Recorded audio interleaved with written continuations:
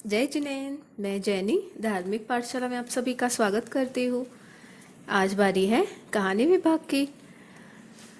अपने छोटे छोटे संत सतियों को देखा ही होगा, तो उनको देखकर आपके मन में बहुत सारे ख्याल आते होंगे। उनके बारे में आप सोचते होंगे मन में कि मन में वंदनीय पूजनीय अनुमोदना के भाव आते रहेंगे। लगता होगा धन्य है ऐसे छोटे छोटे संत सतियों को, जिनके खेलने कूदने के दिन छोड़कर उन्होंने संसार को छोड़ दिया। जिन्होंने अभी कुछ भी देखा नहीं है, जीवन में उनके पहले ही संसार का उन्होंने त्याग कर दिया। उन्हें देखकर हमें अनुमोदना के भाव लाने चाहिए। कुछ लोग यह भी सोचते रहेंगे कि इतनी कम आयु में दीक्षा लेना सही है। उन्हें क्या पता संसार क्या है, सुख क्या है, दुख क्या है।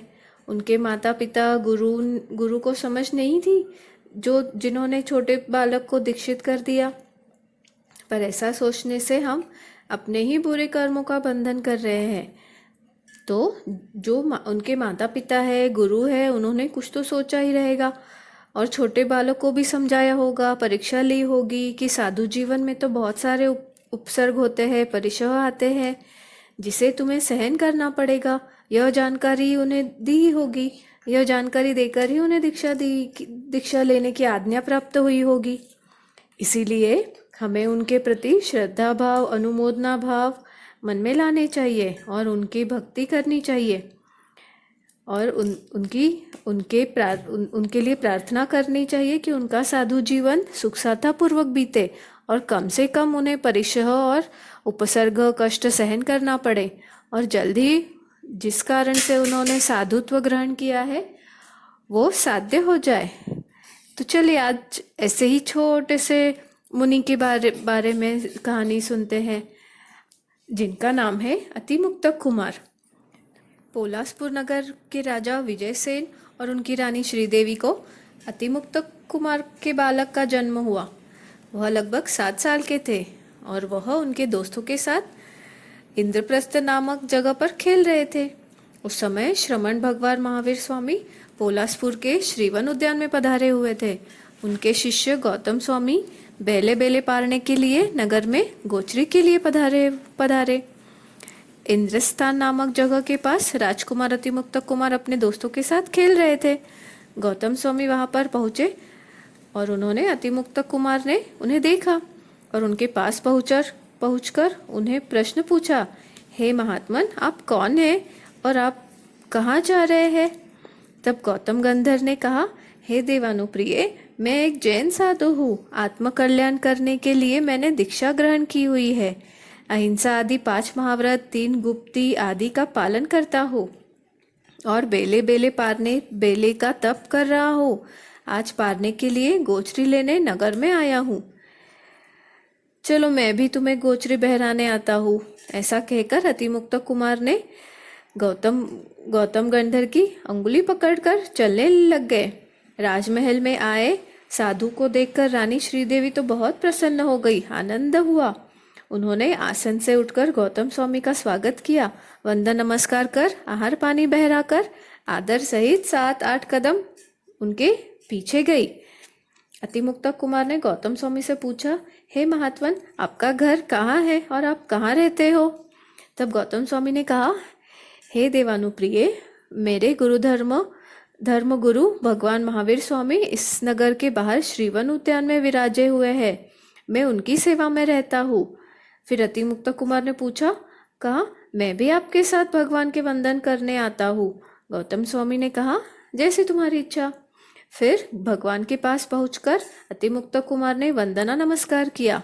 भगवान ने उसे धर्मोपदेश दिया, उसे वैराग्य प्राप्त हुआ। अतिमुक्तक कुमार ने भगवान से कहा, आपका उपदेश सुनकर मुझ में श्रद्धा जागी और वैराग्य आया है। मैं अपनी माता पिता की आज्ञा लेकर आपके पास दीक्षा ग्रहण करना चाहता हूँ। भगवान ने उसे दीक्षा के योग्य जानकर कहा, तुम्हें जैसा सुख लगे वैसा करो, आत्मकल्याण करने में विलंब मत करो।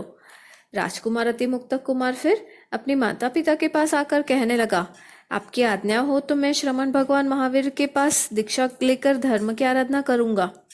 माता पिता ने आश्चर्यपूर्वक होकर कहा, अरे पुत्र, तुम तो अभी बहुत छोटे हो, तुम दीक्षा यानी संयम क्या है ये समझते भी नहीं हो। अतिमुक्त कुमार ने कहा, माता मैं छोटा हूँ, परंतु मैं जो जानता हूँ वह नहीं जानता हूँ, और जो नहीं जानता वह जानता हूँ। राजकुमार अतिमुक्त मुक्त की गुड़ बात पर आश्चर्यचकित होकर माता पिता ने पूछा, क्या कहा पुत्र, स्पष्टीकरण करो, हमें तुम्हारी बात समझ में नहीं आई। राजकुमार अतिमुक्त कुमार ने कहा, फिर मैं जानता हूँ कि जिसने जन्म लिया है वह अवश्य मरेगा, परंतु मैं ये नहीं जानता कि कब, कहाँ और किस प्रकार मरेगा। मैं यह नहीं जानता कि जीव किन कर्मों से नरक, तिर्यंच, मनुष्य और देवगति में उत्पन्न होते हैं, परंतु इतना अवश्य जानता हूँ कि जीव स्वयं के कर्मों से ही चार गति में उत्पन्न होता है। पुत्र की ऐसी बुद्धि और वैराग्यपूर्ण बातें सुनकर माता पिता को बहुत आश्चर्य हुआ। उन्होंने राजकुमार अतिमुक्त कुमार को संयमी जीवन की कठोर साधना और उसमें आने वाले विघ्न, परिशह इसके बारे में बताया। संयम के कष्ट सहन करना लोहे के चने चबाने जितना कठिन काम है। माता पिता ने उन्हें अनेक प्रकार के से समझाकर रोकने का प्रयत्न किया, परंतु पुत्र की दृढ़ता के आगे उनका कुछ नहीं चला और उन्हें दीक्षा की आज्ञा दी और अतिमुक्त कुमार ने दीक्षा ली। एक बार चौमासे में अतिमुक्त मुनि स्थविर मुनियों के साथ शारीरिक कार्य के लिए बाहर गए। तब उन्होंने छोटा पानी का तालाब देखा। बालक ने सहज अपनी चेष्टा से मिट्टी की पाल बांधी और पानी को रोक दिया। अपना पात्र पानी में तिरा दिया। मेरी नाव पानी में तैर रही है, यह बोलने लगे। अतिमुक्त कुमार छोटे थे, वह नाव के साथ पानी में खेलने लग गए।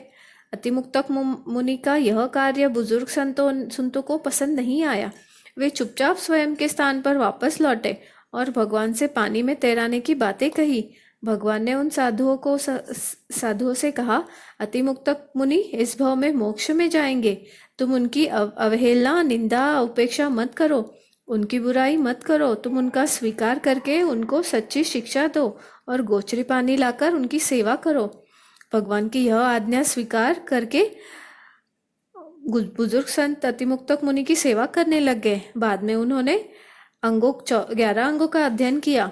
गुणरत्न संवत्सर तप, यथा ऐसे अनेक प्रकार के तप करके सब कर्मों का क्षय करके मोक्ष पधार गए। धन्य है अतिमुक्त कुमार मुनि। तो देखा आपने, इतने छोटे से उम्र में कैसे उन्होंने दीक्षा ग्रहण की, 11 अंग का पाठ किया और अपने लक्ष्य को साध्य कर लिया, मोक्ष प्राप्त कर लिया। जो भवात्मा इस कहानी से जानकर धर्म से जुड़ा रहेगा वह अपना लक्ष्य जरूर प्राप्त करेगा। इसी आशा के साथ आज के लिए बस इतना ही। अगली पाठशाला में फिर मिलेंगे। तब तक चिंतन, मनन और धर्म ध्यान करें और धार्मिक पाठशाला से जुड़े रहे। जय जिनेन्द्र।